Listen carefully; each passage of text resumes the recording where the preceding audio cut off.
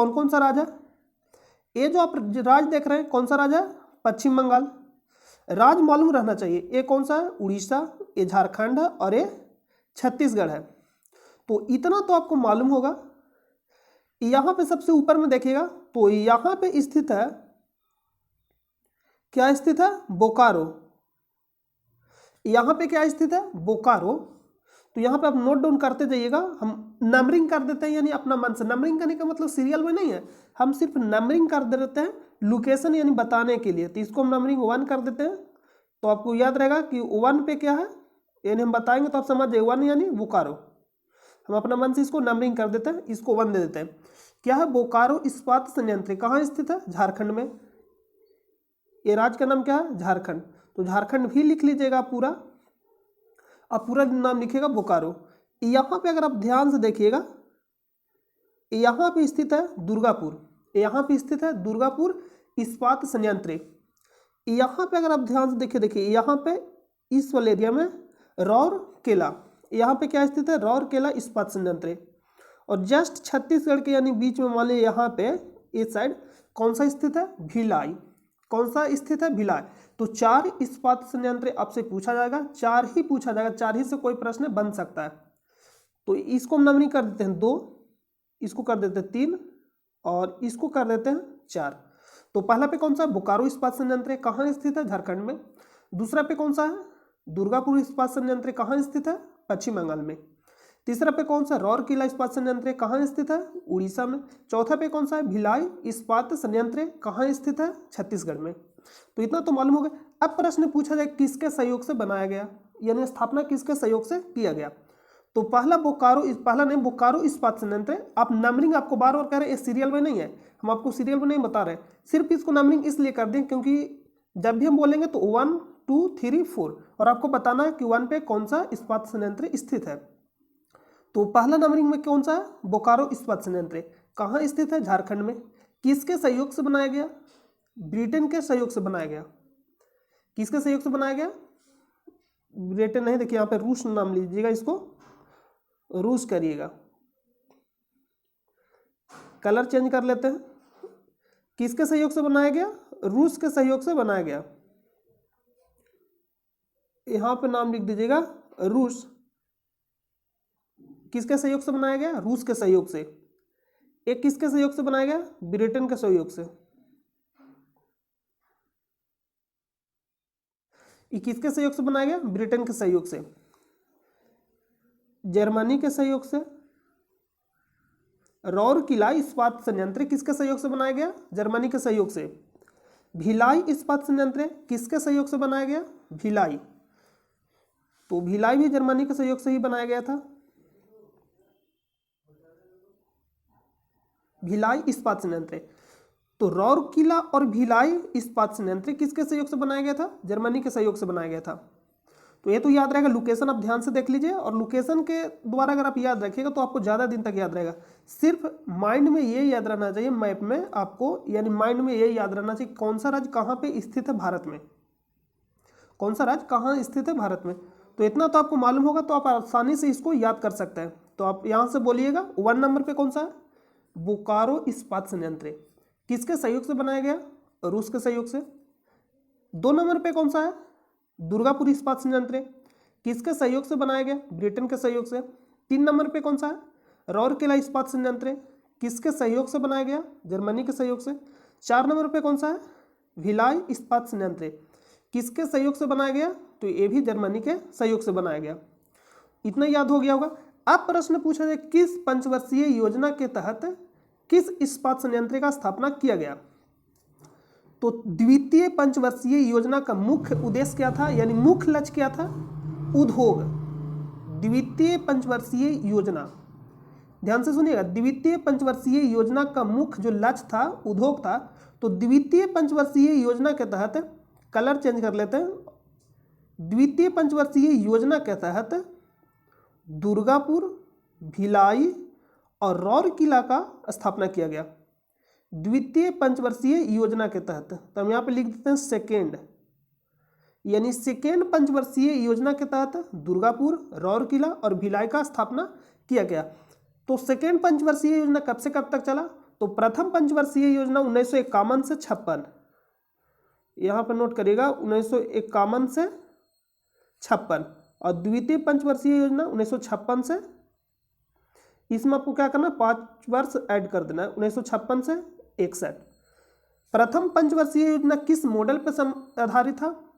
Herald Domar model पर आधारित था प्रथम पंचवर्षीय योजना। द्वितीय पंचवर्षीय योजना महालनोबिस किस मॉडल पर आधारित था? महालनोबिस। तो इतना तो याद हो गया होगा, तो आप इसको याद रखिएगा। प्रथम पंचवर्षीय योजना का मुख्य लक्ष्य क्या था? कृषि।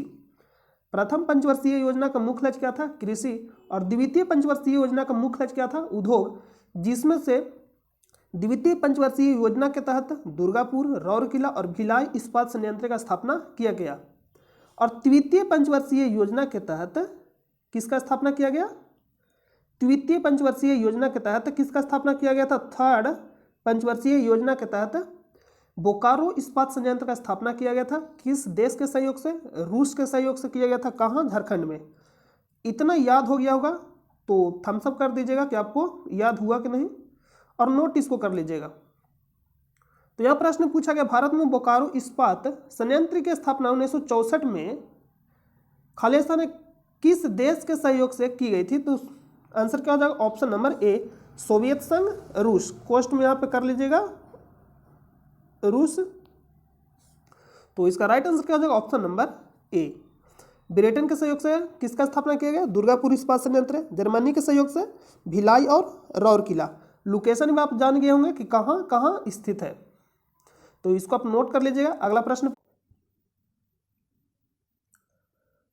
नमस्कार दोस्तों, आप सभी का स्वागत है। तो जैसा कि आप जान रहे हैं कि बिहार दरोगा में पूछे गए प्रश्नों का हम लोग एनालिसिस कर रहे हैं, जो 2018 के मेंस में प्रश्न जो पूछा गया था। और ये प्रश्न जो आप देख रहे हैं होमवर्क के रूप में आपको दिया गया था, जो कमेंट करके बताना था। तो हम उम्मीद करते हैं कि आप इसका आंसर दे दिए होंगे। तो जो प्रश्न दिया गया था होमवर्क के रूप में, उसको सबसे पहले हम लोग कर लेते हैं कि निम्नलिखित में से कौन सी शर्त 1813 ईस्वी के चार्टर एक्ट का अंग नहीं थी? यानी 1813 ईस्वी के चार्टर एक्ट के संबंध में कौन सा कथन गलत है, यानी उसमें नहीं कहा गया था, मतलब कौन सा बात उसमें मेंशन नहीं था। ऑप्शन ए में दिया गया है, ईस्ट इंडिया कंपनी भारत से व्यापारिक अधिकार आंशिक रूप से समाप्त कर दिया। और ऑप्शन जो बी में दिया गया कि ईस्ट इंडिया कंपनी का भारत में व्यापारिक अधिकार पूर्ण रूप से समाप्त कर दिया गया।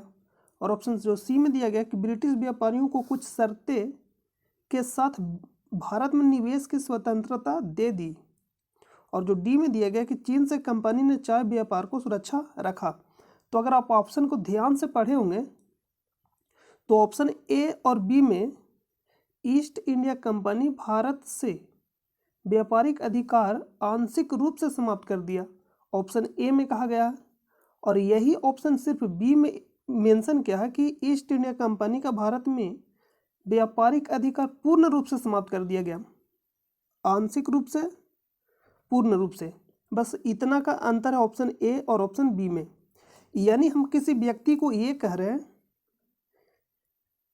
ए व्यक्ति है, ए क्या है? एक व्यक्ति है। अगर हम इसको ये करें कि यह व्यक्ति खराब है, तो हम ही इसको ये भी करें कि यह व्यक्ति अच्छा है। ध्यान से समझिएगा, कहने का मतलब है कि अगर हम किसी को ये कह रहे हैं कि यह व्यक्ति खराब है और हम ही किसी को ये कह रहे हैं कि यह व्यक्ति क्या है? अच्छा, यानी ए व्यक्ति को, तो दोनों में से कोई एक ही बात हो सकता है। जैसे हम किसी को कह रहे हैं खराब है, तो उसको हमें कभी नहीं कह सकते वो व्यक्ति क्या है? अच्छा है। तो इसका कहने का मतलब ऑप्शन ए और बी में से ही कोई आंसर होगा, या तो ए सही होगा या तो बी सही होगा। यानी आंशिक रूप से समाप्त कर दिया गया होगा या तो पूर्ण रूप से, यानी ए और बी में आपको फैसला करना है। तो ऑप्शन सी और डी ऑलरेडी सही हो गया। तो अब चलते हैं हम लोग इसका एनालिसिस पे। चार्टर एक्ट ऑफ 1813, इस कानून ने भारत में कंपनी के व्यापार एकाधिकार को समाप्त कर दिया।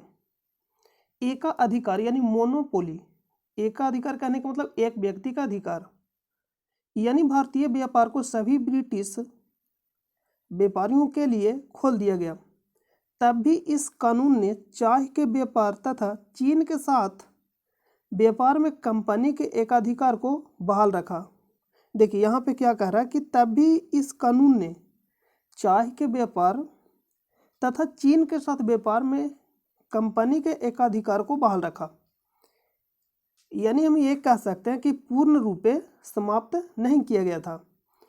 यानी ऑप्शन नंबर बी गलत हो जाएगा और ऑप्शन नंबर ए सही हो जाएगा। आंशिक रूप से समाप्त कर दिया गया था। तो गलत चुना था कि चार्टर एक्ट का अंग नहीं थी 1813। तो option number B, option number B इसका राइट आंसर हो जाएगा। तो आई होप कि आप समझ गए होंगे इसका आंसर क्या होना चाहिए। और इसका पीडीएफ आपको टेलीग्राम चैनल पर प्रोवाइड कर दिया जाता है, जिसका लिंक आपको वीडियो के डिस्क्रिप्शन में मिलेगा, या आप टेलीग्राम चैनल पर जाकर सर्च कर सकते हैं स्टडी लिंक पीडीएफ, वहाँ से भी पीडीएफ को डाउनलोड कर सकते हैं। तो आप जाकर ज्वाइन कर लीजिएगा। तो आज का जो पहला प्रश्न है, एक प्रकाश वर्ष बराबर होता है। देखिए पहला प्रश्न क्या है कि एक प्रकाश वर्ष बराबर होता है, और ये प्रकाश वर्ष से ऐसा ना हो कि प्रश्न ना पूछा जाए। यानी किसी भी एग्जाम में पूछा ही जाता है, पूछेगा कि दूरी का मात्रक है, या प्रश्न पूछेगा प्रकाश वर्ष किसका मात्रक है। तो यह किसका मात्रक है? दूरी का।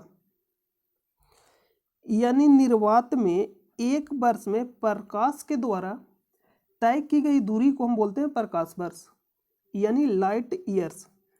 एक वर्ष में प्रकाश के द्वारा तय की गई दूरी को क्या बोलते हैं? लाइट ईयर्स, यानी प्रकाश वर्ष। तो प्रश्न है कि एक प्रकाश वर्ष बराबर होता है, यहाँ पे 11 नहीं होगा 10 होगा। देखिए ऑप्शन जो दिया गया है गलत है, यहाँ पे इसको सुधार लीजिएगा।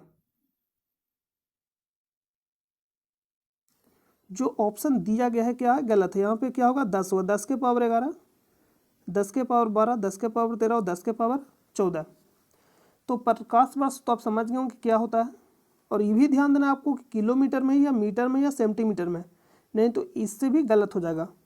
तो 9.46 ये तो फिक्स है कि होगा, क्योंकि चारों ऑप्शन में दिया गया है 9.46, 9.46।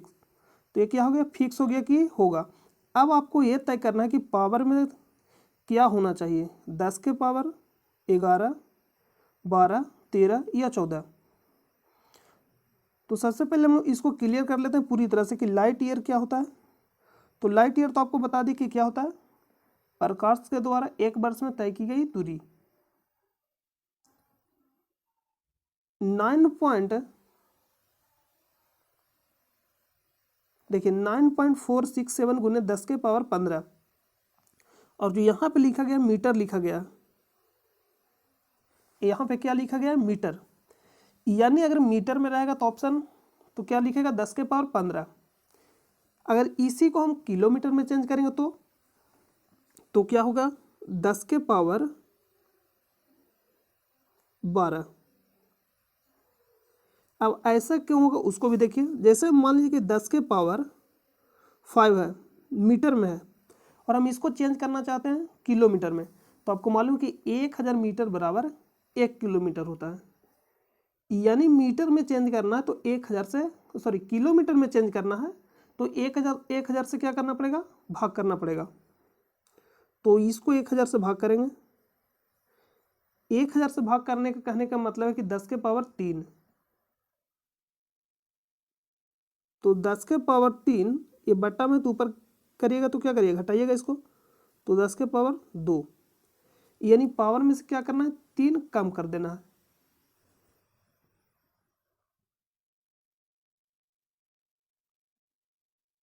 तो यहाँ तक तो आप समझ गए होंगे कि क्या करना है। पावर में से क्या करना है? 3 कम कर देना। तो इसी को अगर हम किलोमीटर में लिखेंगे तो 9.467 गुने 10 के पावर 12 किलोमीटर इतना हो जाएगा। और सेंटीमीटर में करना रहेगा तो आप चेंज कर सकते हैं। सेंटीमीटर में क्या करिएगा? 100 से गुना कर दीजिएगा, तो 10 के पावर क्या हो जाएगा? 12 किलोमीटर। एस्ट्रोनॉमिकल यूनिट जिसको बोलते हैं खगोलीय इकाई। तो खगोलीय इकाई क्या होता है? सूर्य और पृथ्वी के बीच की दूरी को क्या बोलते हैं? खगोलीय इकाई। ये कितना होता है? 1.496 गुने 10 के पावर 11 मीटर। ये भी क्या दिया गया है? मीटर में। इसको भी आप किलोमीटर में चेंज करिएगा तो कितना होगा? पावर में 3 घटा दीजिएगा तो 10 के पावर 8। पार्सेक। दूरी का सबसे बड़ा मात्रक कौन सा है? पार्सेक।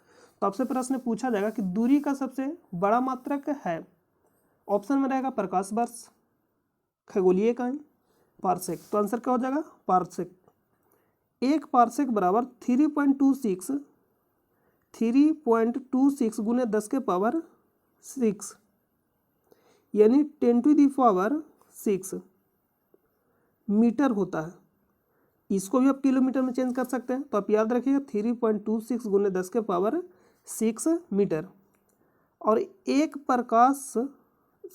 पार्सेक बराबर कितना प्रकाश वर्ष होता है, ये सीधा आपसे पूछा जाएगा।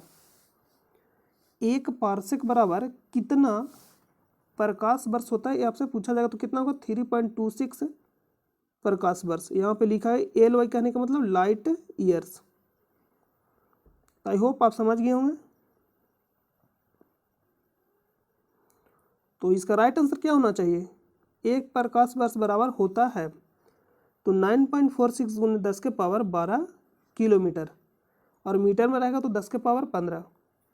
नेक्स्ट है, निम्न में से कौन सा नियम रॉकेट प्रणोदन में शामिल होता है?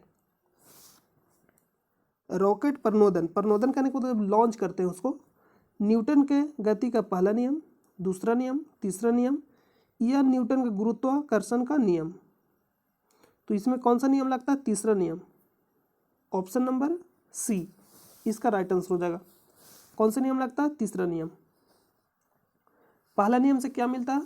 बल का परिभाषा, दूसरा से क्या मिलता है? बल का सूत्र, और तीसरा से क्या मिलता है? बल का प्रकृति। ये सीधा आपसे पूछा जाएगा।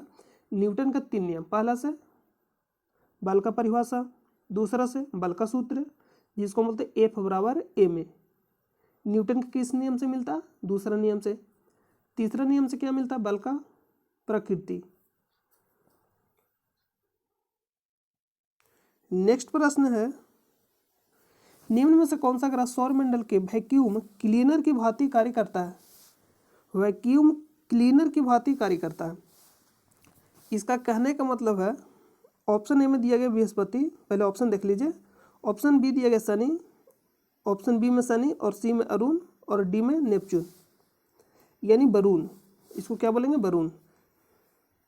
तो सौरमंडल के किस ग्रह को वैक्यूम क्लीनर की भांति कार्य करते हैं, वैक्यूम क्लीनर के रूप में जानते हैं? यानी सौरमंडल को क्या करता है? साफ सफाई करता है। एक तरह से हम ये कह सकते हैं, जैसे मान लीजिए जो भी उल्का पिंड है उसको क्या करता है? अपने ओर आकर्षित कर लेता है। बृहस्पति ग्रह के पास इतना मतलब आकर्षण बल है कि जो भी उल्का पिंड है वो क्या करता है? अपने ओर आकर्षित कर लेता है, यानी सौरमंडल में किसी अन्य ग्रह से टकराने नहीं देता। तो अन्य ग्रह से टकराने नहीं देगा तो एक प्रकार क्या कर रहा है? क्लीन ही तो कर रहा है। कहने का मतलब है कि अगर मान लीजिए पृथ्वी पे आता है तो उससे क्या होगा? बहुत ज़्यादा नुकसान होगा, या अन्य ग्रह से टकराएगा तो उससे क्या होगा? बहुत ज़्यादा सौरमंडल को नुकसान होगा। तो एक तरह से हम ये कह सकते हैं कि बृहस्पति है जो उल्का पिंड को रोक कर क्या कर रहा है, यानी अपने ओर इतना इसके पास गुरुत्वाकर्षण बल है कि उल्का पिंड को क्या करता है? अपने ओर आकर्षित कर लेता है, जिससे क्या होता है? सौरमंडल में किसी भी प्रकार का हानि नहीं होता, या किसी अन्य ग्रह से जाकर टकरा नहीं पाता। तो ये क्या करता है? क्लीन करता है सौरमंडल को। इसलिए हम इसको बोलते हैं सौरमंडल का वैक्यूम क्लीनर, यानी option number A. Option number A इसका राइट आंसर हो जाएगा। नेक्स्ट है कि यदि वायुमंडल दाब पारे के 76 सेमी यानी सेंटीमीटर सामान्य दाब से कम हो तो पानी का तापमान कितना पर उबलेगा, यानी पानी कितना तापमान पर उबलेगा, ये प्रश्न पूछा जा रहा है। तो आप सीधा जब भी प्रश्न पूछेगा दाब, तो जैसे जैसे दाब बढ़ेगा वैसे वैसे क्या होगा? तापमान भी बढ़ेगा, यानी क्वथनांक हम कह सकते हैं। जैसे जैसे दाब बढ़ेगा वैसे वैसे क्वथनांक बढ़ेगा, और जैसे जैसे दाब घटेगा वैसे वैसे क्वथनांक घटेगा। आप एग्जाम्पल के रूप में ले सकते हैं कुकर में खाना जल्दी पक जाता है। क्यों? क्योंकि उसमें होता दाब बढ़ जाता है, और जब दाब बढ़ेगा तो उसका जो क्वथनांक है क्या होगा? बढ़ जाएगा। क्वथनांक कहने का मतलब उबलना, क्वथनांक कहने का मतलब क्या है? खौलना। जो पानी 100 डिग्री सेल्सियस पे खोल रहा है वही पानी कितना पे खोलेगा? 125, 130। दाब जब बढ़ जाएगा तो वही पानी कितना पे खोलेगा, 120, 125, 130। तो जब 120 और 125 पे पानी खोलेगा तो चावल उतना खोलते खोलते ही क्या करेगा, हो जाएगा, सीज जाएगा, यानी बन जाएगा। इसलिए कुकर में खाना क्या होता है, जल्दी बन जाता है।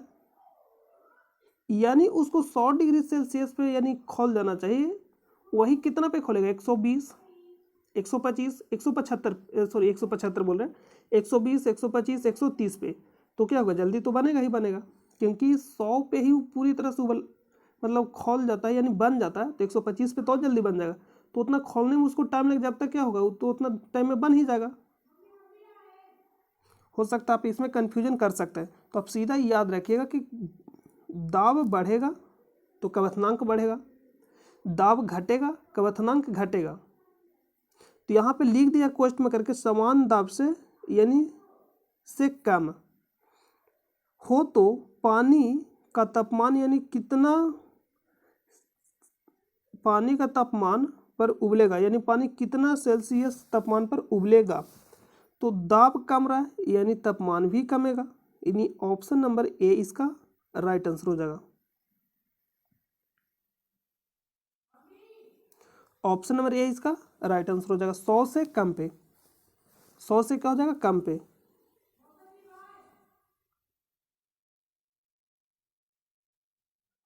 अगला प्रश्न चलते हैं।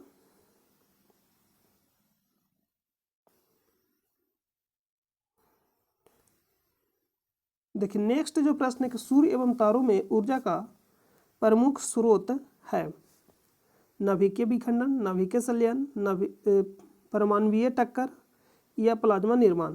तो ऑप्शन नंबर क्या होना चाहिए, ऑप्शन नंबर ए। जितने भी तारा या सूर्य सभी में क्या होता है, नाभिकीय संलयन। इसमें भी ज़्यादा डीप में पूछा जाएगा तो क्या देगा, अनियंत्रित नाभिकीय संलयन और नियंत्रित नाभिकीय संलयन। तो सूर्य तारा जितना भी किस पे आधारित है, नियंत्रित नाभिकीय संलयन।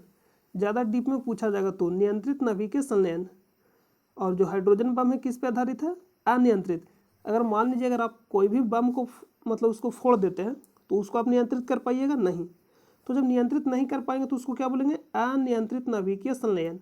यानी प्रश्न पूछेगा हाइड्रोजन बम किस पे आधारित है, तो अगर ऑप्शन में नाभिकीय संलयन है तो आंसर लगा देंगे। लेकिन उसमें भी ज़्यादा डीप में पूछेगा तो ऑप्शन में क्या देगा, अनियंत्रित नाभिकीय संलयन और नियंत्रित नाभिकीय संलयन। तो उसमें भी क्या होगा, अनियंत्रित नाभिकीय संलयन।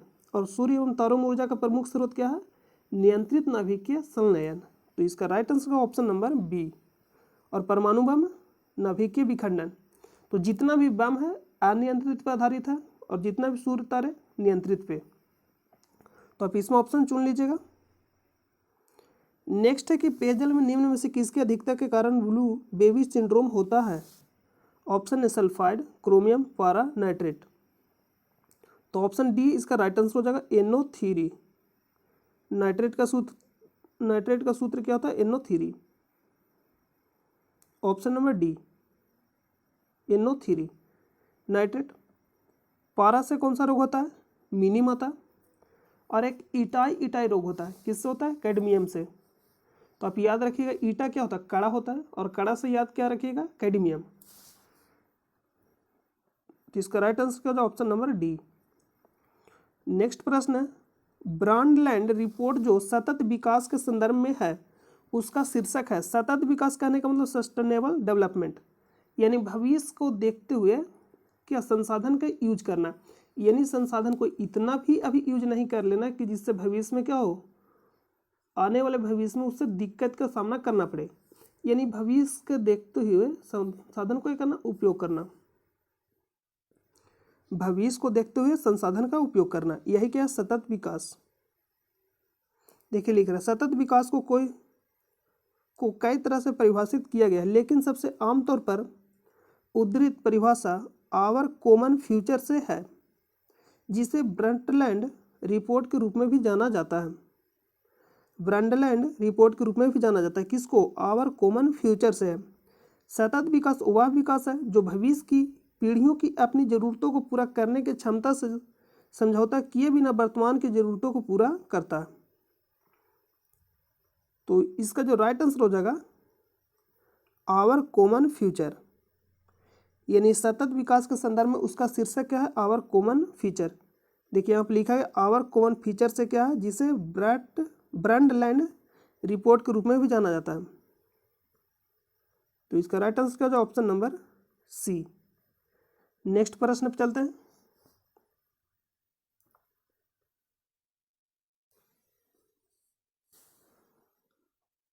यही क्या है, ब्लू बेबी सिंड्रोम। देखिए यहाँ पे रेड ब्लड शरीर हो जाएगा, इसी को हम बोलते हैं, ये क्या है, टकलू है, क्लीन। और यहाँ क्या लिखा है, ब्लू बेबी। अगला प्रश्न पे चलते हैं। जो नेक्स्ट प्रश्न है कि प्रत्येक वर्ष विश्व जल दिवस कब मनाया जाता है। तो 22 का आंकड़ा बहुत ही मोस्ट इंपॉर्टेंट है, तो इसको आप याद रखिएगा। यहाँ पे हम पूरी तरह से क्लियर कर देते हैं। 22 का आंकड़ा जो भी प्रश्न पूछा जाता है, ये बहुत ज़्यादा पूछा जाता है। ये हाल ही में जो एग्ज़ाम हुआ LDC का एग्ज़ाम, BPSC यानी 27 फरवरी, यानी हाल ही में 1-2 दिन पहले एग्ज़ाम हुआ था। और एक एग्ज़ाम हुआ था बिहार मद्य निषेध, उसमें भी पूछा गया था। यानी 22 का आंकड़ा बहुत ज़्यादा पूछा जाता है। तो आप यहाँ लिख लीजिए 22 का आंकड़ा। इसका कहने का मतलब हम यहाँ पे लिख दे रहे हैं 22 का आंकड़ा, यानी 22 22 22। सबसे पहले क्या आएगा, मार्च, उसके बाद अप्रैल। ये देखिएगा था क्या बोला, अप्रैल नहीं होगा, यहाँ पे होगा मार्च के बाद अप्रैल, उसके बाद मई। सही ही बोल रहा था।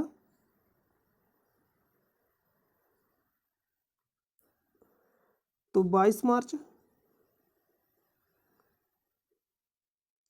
22 अप्रैल और 22 मई।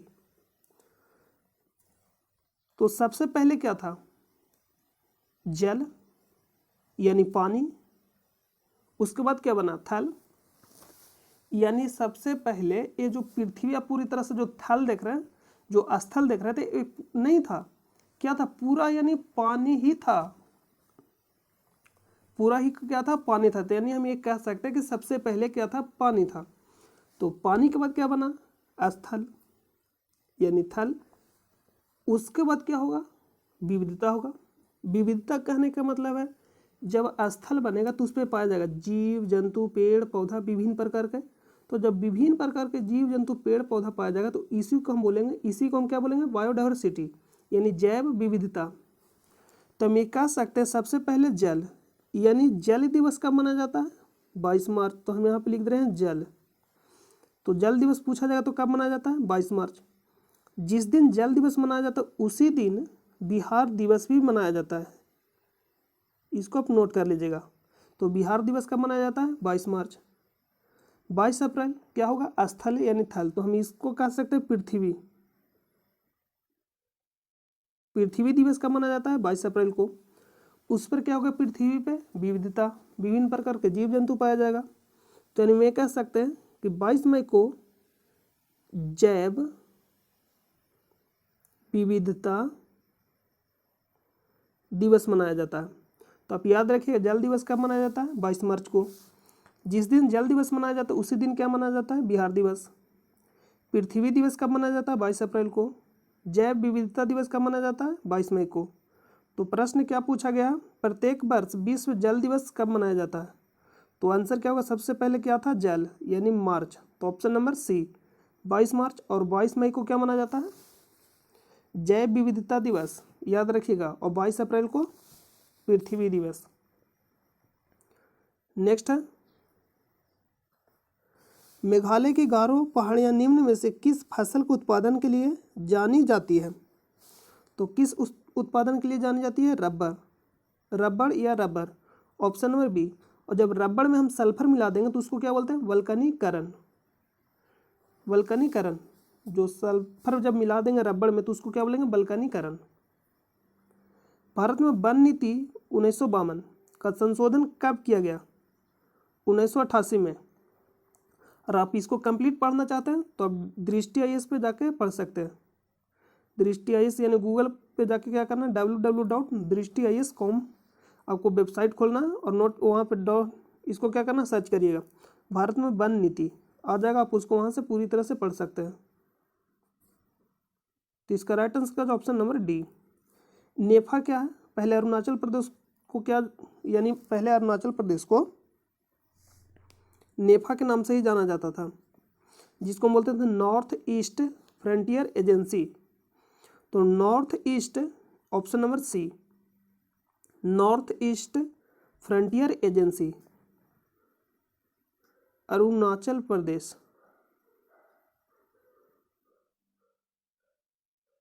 अरुणाचल प्रदेश, पहले अरुणाचल प्रदेश को किस नाम से जाना जाता था? नेफा। तो नॉर्थ ईस्ट फ्रंटियर एजेंसी। पशुओं की रेड सिंधी यानी लाल सिंधी नस्ल निम्न में से किस से संबंधित है? निम्न में से किससे या किस से संबंधित है?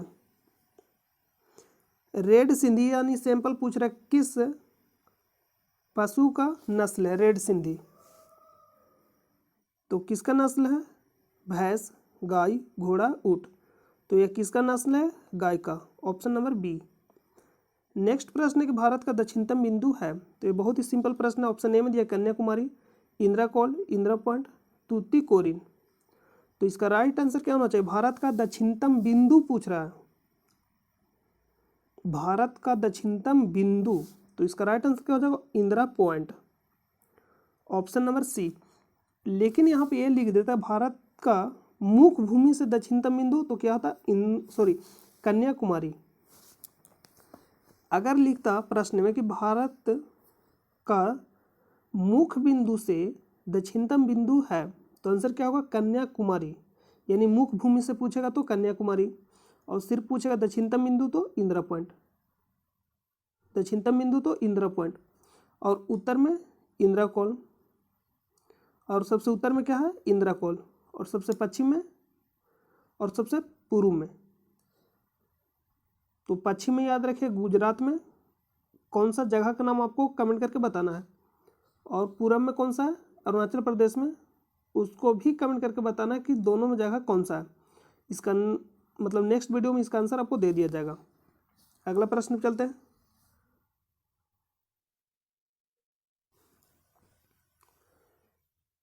नेक्स्ट प्रश्न है कि लोनावाला जल विद्युत संयंत्र कहाँ स्थित है? तो ये कहाँ स्थित है? महाराष्ट्र में। एक शहर का नाम है महाराष्ट्र का, जो किस जिला में पड़ता है? पुणे। महाराष्ट्र के पुणे जिला में एक शहर का नाम है लोनावाला। जल विद्युत संयंत्र कहाँ स्थित है? Maharashtra, option number C. Next प्रश्न पे चलते हैं।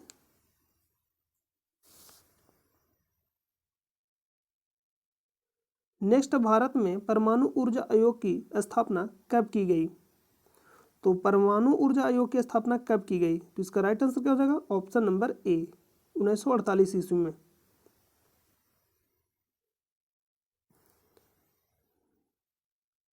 देखिए यहाँ पे दिया गया है, ये कौन है? डॉक्टर होमी जहांगीर भाभा। भारत के महान परमाणु वैज्ञानिक डॉक्टर होमी जहांगीर भाभा का निधन, ये तो निधन दिया गया है। और यहाँ पे लिखा गया हमें परमाणु ताकत बनाने वाले कौन है? डॉक्टर होमी जहांगीर भाभा। उन्होंने 1945 में Tata institute of fundamental research और 1948 में एटॉमिक एनर्जी कमीशन की स्थापना की। 1945 में किसका स्थापना किया? Tata institute of fundamental research, और 1948 में एटॉमिक एनर्जी कमीशन की स्थापना की। तो आप इसको याद रखिएगा, मोस्ट इंपॉर्टेंट है। और 1954 में उन्हें पद्म विभूषण से भी नवाजा गया, ये भी याद रखिएगा। तो इसका राइट आंसर क्या होना चाहिए? Option number B, 1948। नामदफा बाघ अभयारण्य किस राज्य में स्थित है? अरुणाचल प्रदेश। इसका राइट आंसर हो जाएगा ऑप्शन नंबर ए। कुछ इंपॉर्टेंट है उसको आप याद रखिएगा। नामदफा अरुणाचल प्रदेश, काजीरंगा असम, नामेरी असम, ओरांग असम, मानस असम, दम्फा कहाँ स्थित है? दम्फा कहाँ स्थित है? देखिए ये आपका मणिपुर है और मेघालय, और ये मिजोरम। देखिए ये जो है मणिपुर है, ये मिजोरम है, और मेघालय आपका यहाँ है। तो दाम्फा कहाँ स्थित है? मिजोरम में। सुंदरबन पश्चिम बंगाल, सिमलीपाल उड़ीसा, और भीतरकनिका भी याद रखिए उड़ीसा, अचानकमार छत्तीसगढ़, बांदीपुर कर्नाटक में स्थित है, अन्नामलाई तमिलनाडु, कालकाड़ ये कहाँ स्थित है? तमिलनाडु में, भारत का सबसे दक्षिणतम टाइगर रिजर्व, पेरियार केरल, नागरहोल ये कहाँ स्थित है? कर्नाटक में। बांदीपुर और नागरहोल दोनों याद रखिएगा, मोस्ट इंपॉर्टेंट है। और यहाँ से याद रखिएगा बांधवगढ़, बांधवगढ़, कान्हा, पेच, मुकुंदरा हिल्स ये सभी कहाँ स्थित है? एमपी। और पन्ना भी कहाँ स्थित है? एमपी यानी मध्य प्रदेश में। सरिस्का, रणथंभौर दोनों कहाँ स्थित है? राजस्थान में। दुधवा और पीलीभीत कहाँ स्थित है?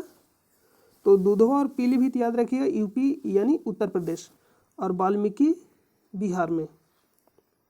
राजाजी उत्तराखंड, और जिम कॉर्बेट उत्तराखंड। तो जो आपको हम बताएं उसको आप जरूर याद रखिएगा, मोस्ट इंपॉर्टेंट है।